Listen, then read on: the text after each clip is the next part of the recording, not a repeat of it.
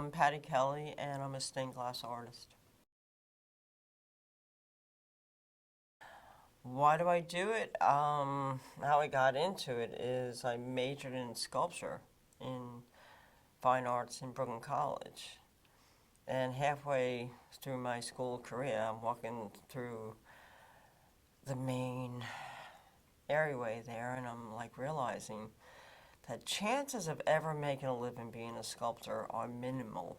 There are far more talented people than I, and I was like, oh man, this is not a good idea.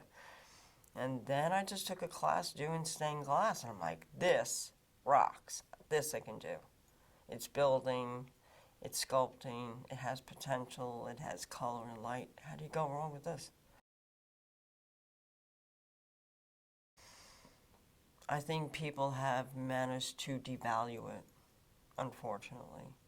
It used to be very much part of every environment, actually, between public buildings, private homes. It was so included into the interior environment with the intention of changing the interior environment. Now, for some reason, the architects and designers have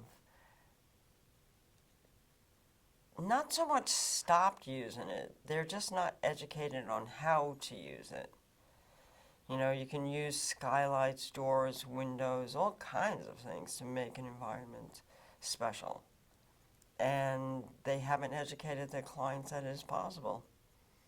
So I think that's changed dramatically. And also the style of glass has changed dramatically, how people use it. That's an interesting question. Simply because it started off as a craft. There's always this argument within the industry. It's like, is it a craft or is it an art?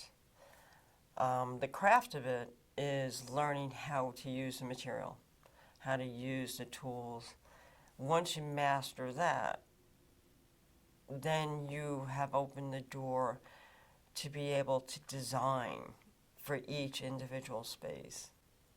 And you learn how to use the line, and you learn how to use the various kinds of glass that are available that will only enhance an environment, because it is about the environment. You can actually literally change an interior of a room or a house or a space just by the amount of color that comes through naturally through the use of sunlight, which is always around. So that becomes the art, because you need to know the craft to make the art.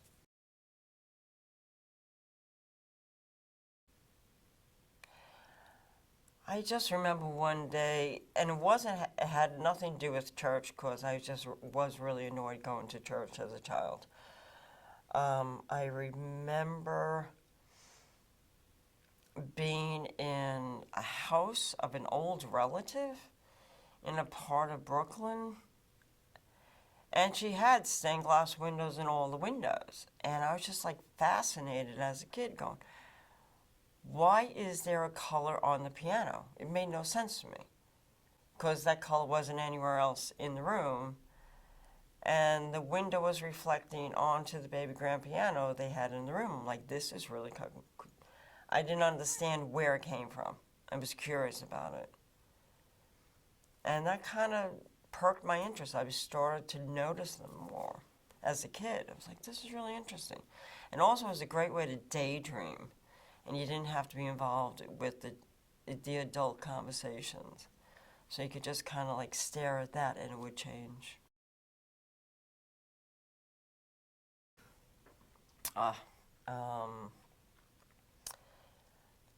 This happened actually several years ago, and it's happened several times in my life, but this one was really, really memorable. It was a woman,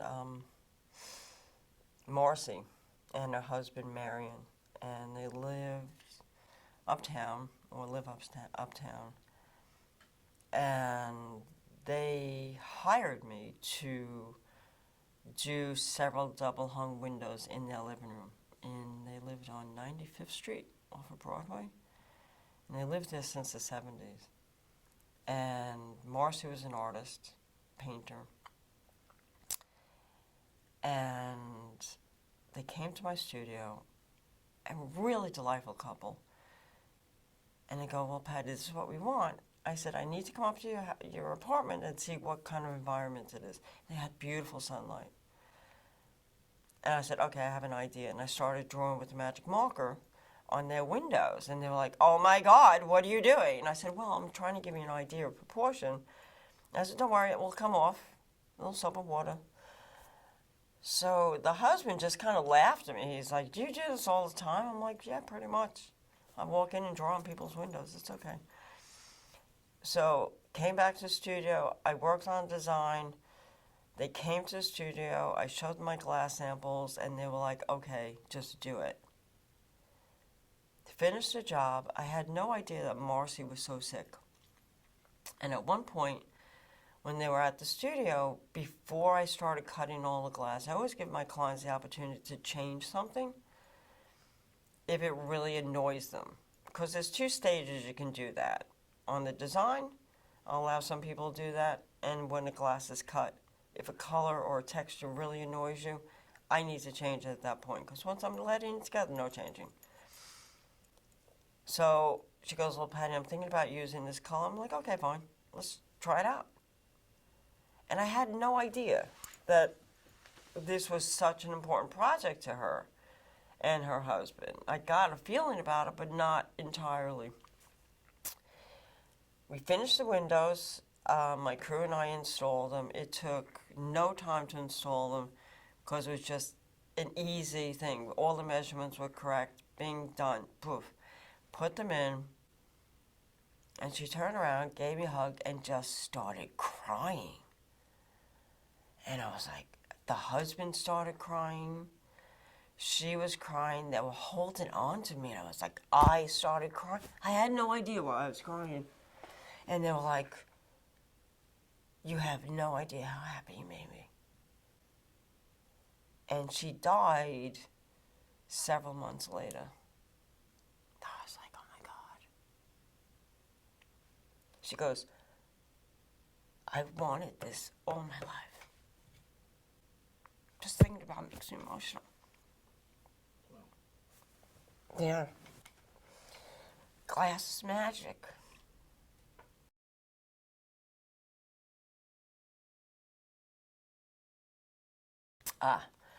My dream project is I would love to do an outside installation where people can actually be part of it and be bathed in color and light. That would be so cool. It's like, hey, I'm in there. And the color is all over me, yeah. Get messy with the color. Oh, of course it should be.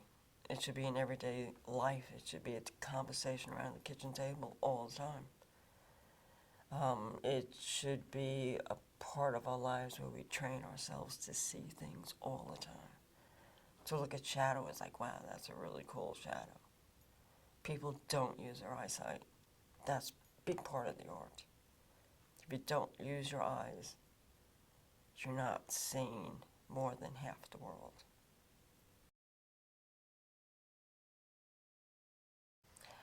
Oh, I would love to see it. Galleries are afraid to deal with stained glass. They don't know how to present it or light it.